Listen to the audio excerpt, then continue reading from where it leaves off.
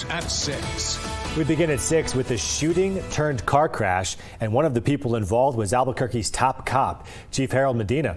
Monica Logroño joins us in the newsroom. Monica, this series of events happened quickly. Walk us through what happened.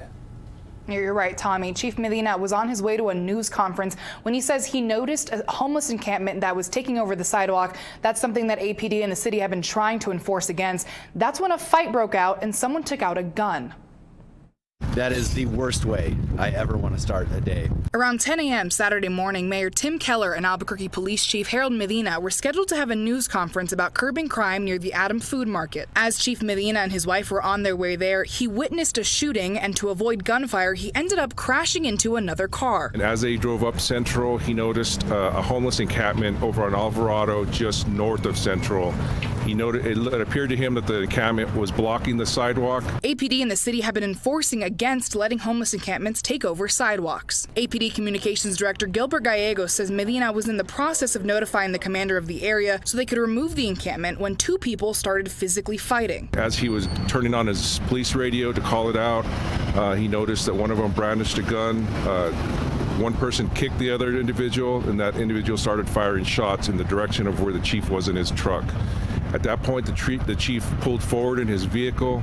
Another car was coming in a different direction, and they crashed into each other. A man in the other car was hurt. Gallego says he was taken to the hospital with serious injuries. The person who was shot at was not hurt. The person who had the gun ran away. Mayor Tim Keller commended the chief's actions. And this is actually him on a Saturday morning, disrupting an altercation, a shooting, trying to do what's right, trying to make sure that folks are okay after on scene.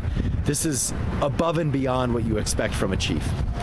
And I'm grateful for Harold Medina. Keller also said this incident speaks to the dire need of making the city safer. For us, we need to continue that clarion call for at every single level to do everything we can to make our city safer. We don't know any details, but would not be surprised if there was fentanyl or whatever other illegal substance could have been exchanged.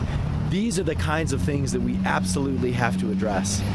And this is not going to change unless we have major steps that we can take at every level. Medina and his wife were not hurt in the crash, and just into the newsroom, we learned the driver of the other vehicle is expected to fully recover. APD says he's in stable condition. Police are searching for the two men involved in the fight, especially the one who fired the gunshot. Tommy. Thank you, Monica.